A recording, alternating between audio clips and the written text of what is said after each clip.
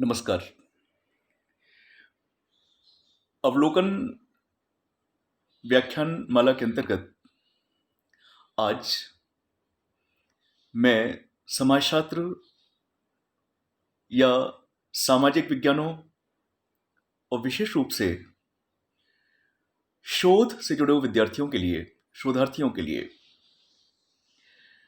अवलोकन के प्रकार पर चर्चा करूंगा। हम ये जान चुके हैं कि अवलोकन का तात्पर्य होता है किसी भी चीज को अपनी आंखों से देखना। और जब अवलोकन शब्द का प्रयोग हम सामाजिक अनुसंधान के संदर्भ में करते हैं तो इसका सीधा सा तात्पर्य है अनुसंधानकर्ता द्वारा अध्ययन क्षेत्र को अपनी आंखों से देखना, स्वयं उपस्थित रह करके। जो अध्ययन की इकाइयां हैं, सूचनादाता हैं, अर्थात जो टारगेट ग्रुप है उसका, उस टारगेट ग्रुप के सदस्यों के बीच जाकर या उनके आसपास रह करके उनके सामूहिक व्यवहार को अपनी आंखों से या अन्य इंद्रियों से उसको देखना, उसका निरीक्षण करना, ये अवलोकन कहलाता है। सुविधा की दृष्टि से, वैसे तो व्यापक दृष्टि से अगर हम बात करें तो अवलोकन दो प्रकार का ही होता है, अनियंत्रित अवलोकन और नियंत्रित अवलोकन, जिसे हम अनकंट्रोल्ड ऑब्जर्वेशन और कंट्रोल्ड ऑब्जर्वेशन कहते हैं। अनियंत्रित अवलोकन के अंतर्गत निश्चित रूप से अनुसंधानकर्ता स्वयं पर या घटना पर या सूचनादाताओं पर किसी भी प्रकार का नियंत्रण नहीं रखता और वह पूरी तरह से स्वतंत्र होता है अवलोकन करने के लिए। दूसरी ओर नियंत्रित अवलोकन है जिसके अंतर्गत नियंत्रण रख करके ही अवलोकन किया जाता है। तो ये व्यापक रूप में मैंने बात की, लेकिन प्रमुख रूप से जिन अवलोकनों के नाम से हम परिचित हैं या जिनका संदर्भ बार बार हमको पुस्तकों में, ग्रंथों में मिलता है, वो है सहभागी अवलोकन, असहभागी अवलोकन, अर्धसहभागी अवलोकन या सामूहिक अवलोकन। तो हम आज बात करेंगे नियंत्रित और अनियंत्रित अवलोकन के बारे में कि ये क्या होते हैं। सबसे पहले हम अनियंत्रित अवलोकन के बारे में बात करेंगे। जैसा कि नाम से ही स्पष्ट है, इस अवलोकन के अंतर्गत अनुसंधानकर्ता अनियंत्रित रहता है, यानी कि वो पूरी तरह स्वतंत्र रहता है।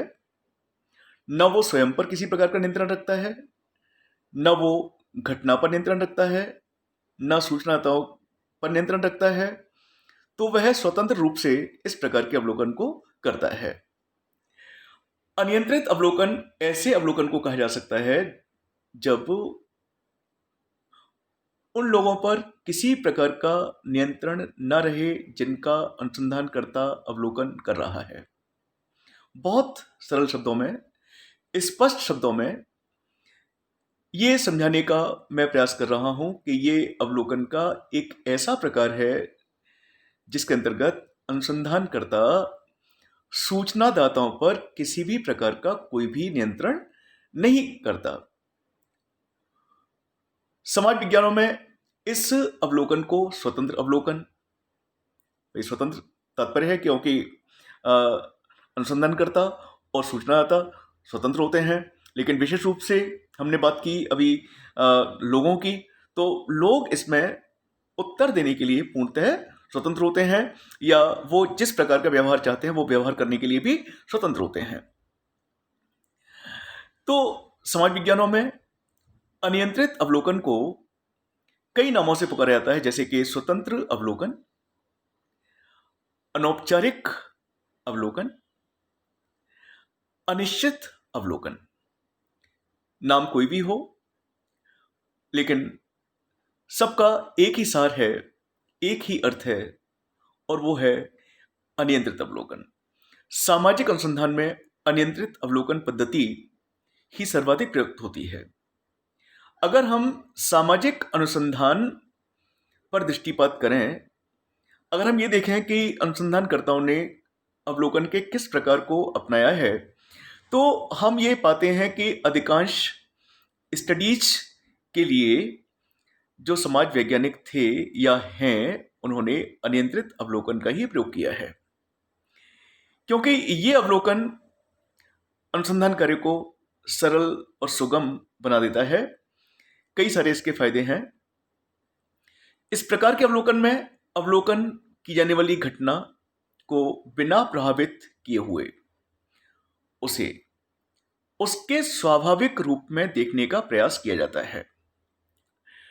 जैसा हम पहले ही बात कर चुके हैं कि अवलोकन का जो मुख्य उद्देश्य है इस पद्धति का, वो उद्देश्य है घटना को उसके स्वाभाविक रूप में देखना।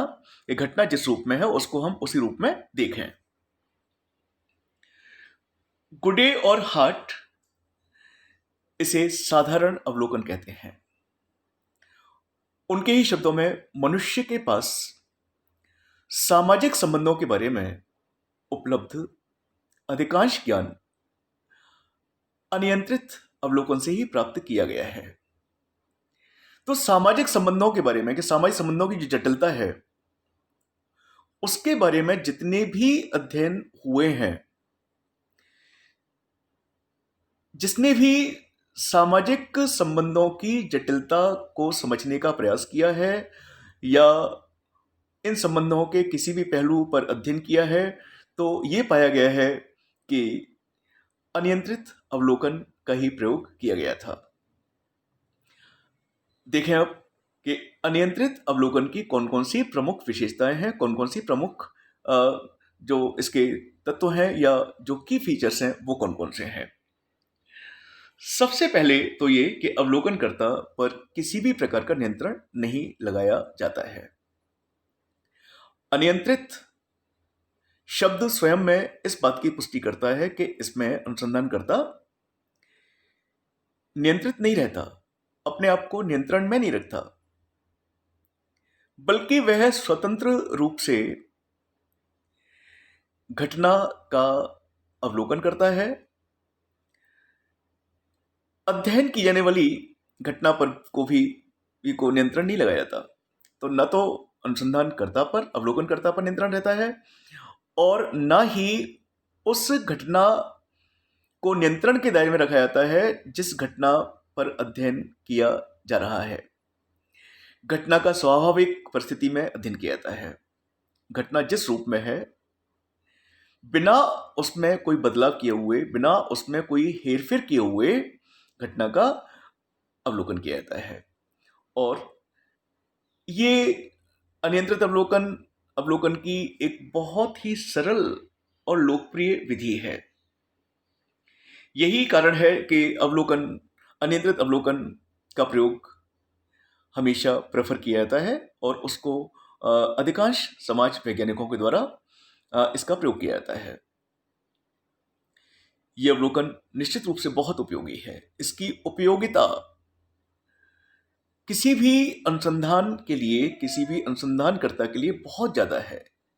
अनियंत्रित अवलोकन की एक बहुत ही उपयोगी पद्धति है, क्योंकि अनियंत्रित अवलोकन घटनाओं का उनके स्वाभाविक रूप में अध्ययन करने की प्रवृत्ति है। पहली बात तो ये अनुसंधानकर्ता को समर्थ बनाती है इस बात में कि वह घटना को स्वाभाविक रूप में देख सके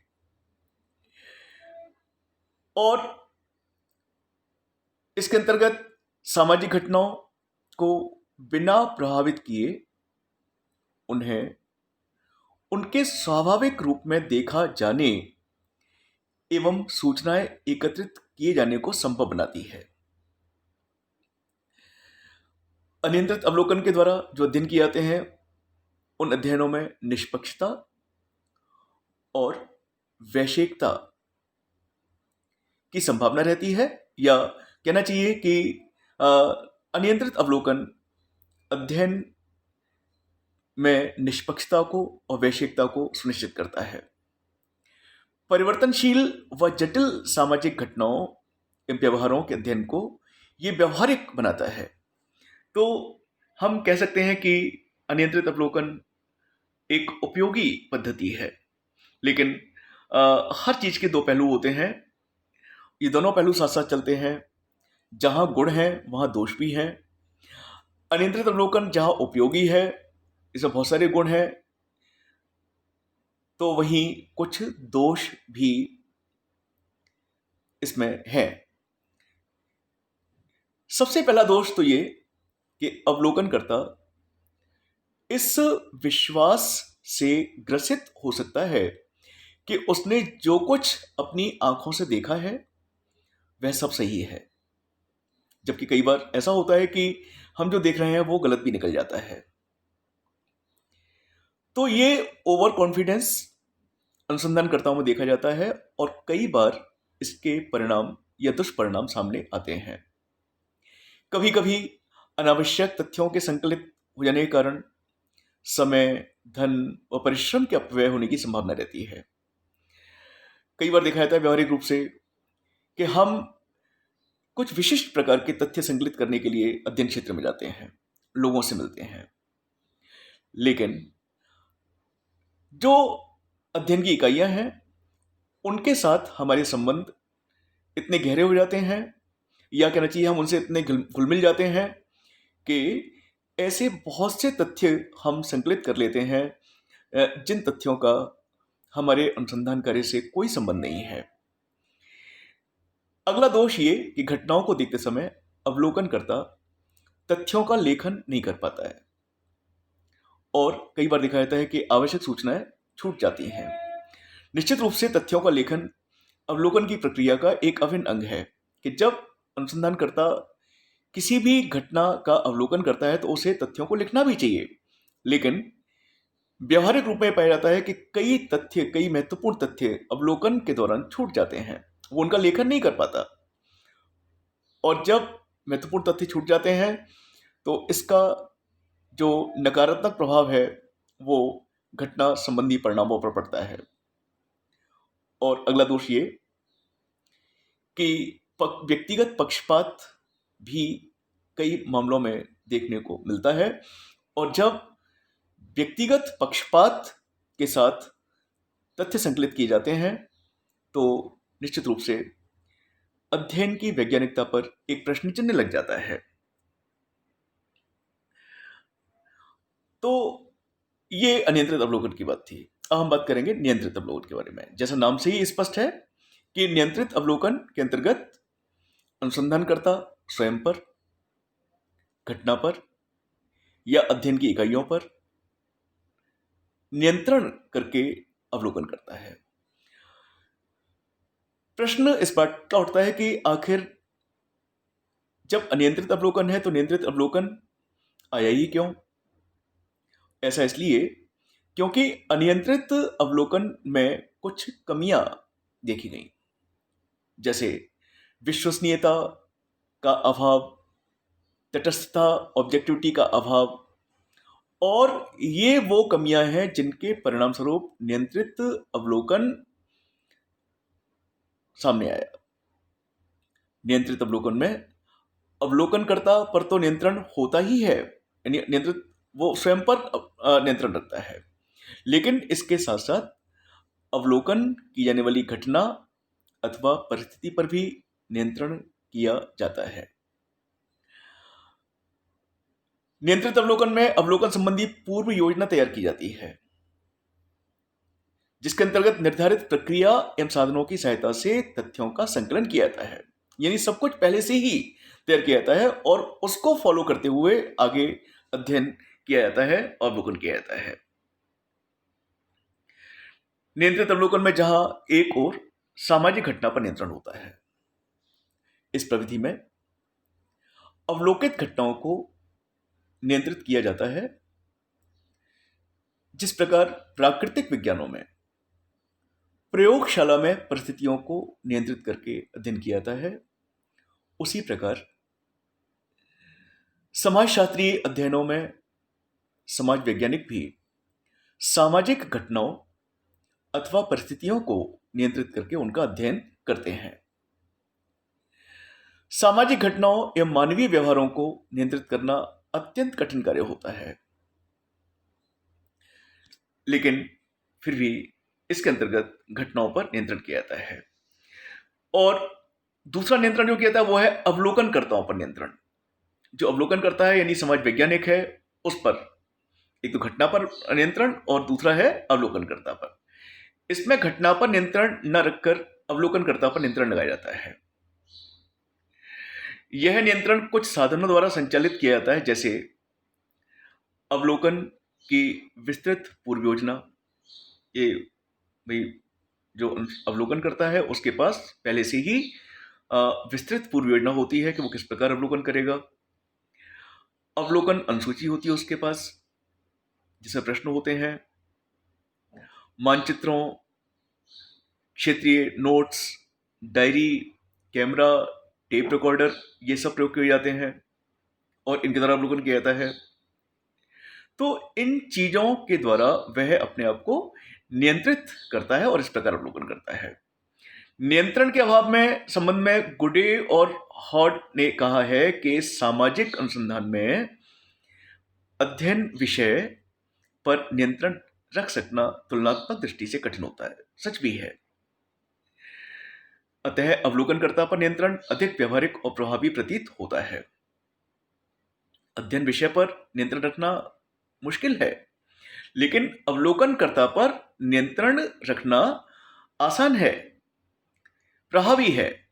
स्पष्ट है कि नियंत्रित अवलोकन सामाजिक अनुसंधान में वैज्ञानिकता, विश्वसनीयता और तटस्थता की दृष्टि से अनियंत्रित अवलोकन की तुलना में अधिक महत्वपूर्ण है और यही इसकी लोकप्रियता का एक आधार है। अब हम बात करेंगे कि नियंत्रित और अनियंत्रित अवलोकन के बीच क्या क्या अंतर है। सबसे पहला अंतर तो ये कि नियंत्रित अवलोकन में घटनाओं और परिस्थितियों को अध्ययन के दौरान कुछ समय तक नियंत्रित रखना पड़ता है, जैसा कि नाम से ही पता चल रहा है। इसके विपरीत अनियंत्रित अवलोकन में घटनाओं के विभिन्न पक्षों को आवश्यकता अनुसार उनके स्वाभाविक रूप में बिना उनको नियंत्रित किए हुए अवलोकित किया जाता है, देखा जाता है, उसका निरीक्षण किया जाता है। दूसरा अंतर है नियंत्रित अवलोकन का संचालन पूर्व योजना के अनुसार ही किया जाता है।